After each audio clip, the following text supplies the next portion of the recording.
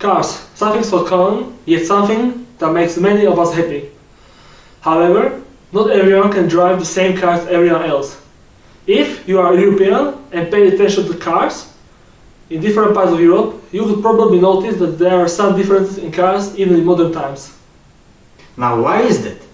To find out the reason, we have to go back in time a little bit. Hello everyone and welcome to our automotive channel where we discuss all about European cars. Today we have here A little bit of history.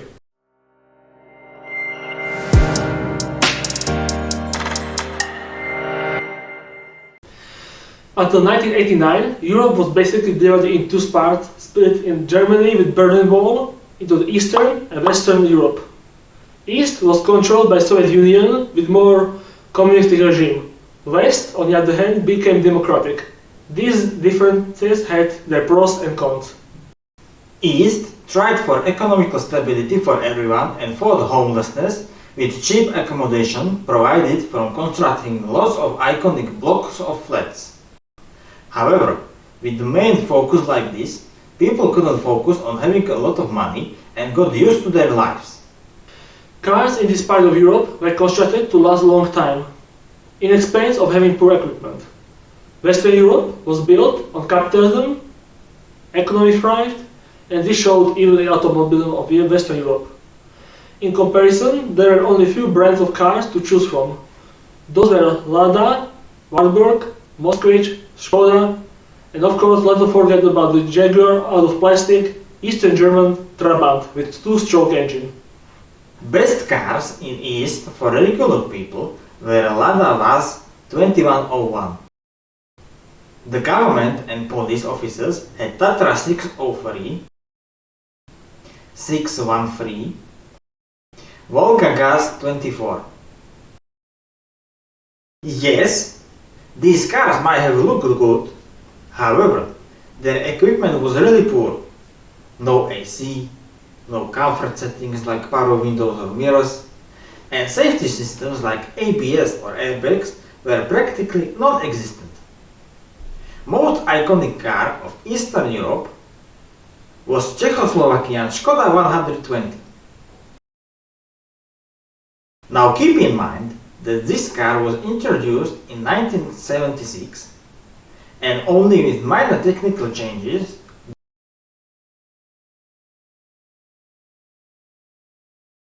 The car was manufactured until 1990. Equipment of these cars stayed almost the same for the entire time. The flagship of Skoda in 1985, called Skoda 120 GLS, was equipped with more powerful engine, 5-speed manual transmission, 4 headlights, lot of chrome trim, most durable door panels, heated rear windows, and adjustable front headrests. Now that we call luxury. Yes. In Western Europe, there were much more brands and models to choose from. Renault, Citroën, Peugeot, Audi, Mercedes, BMW.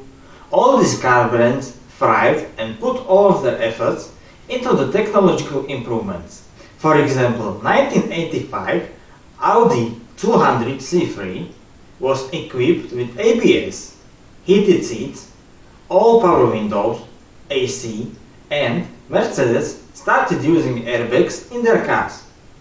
And cheaper brands followed their footsteps.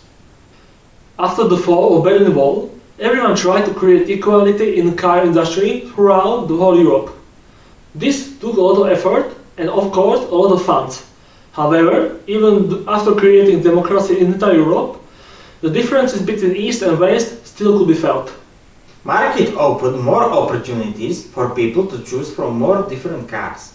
However, their economic background didn't allow them to buy the same car as the neighbor in the West.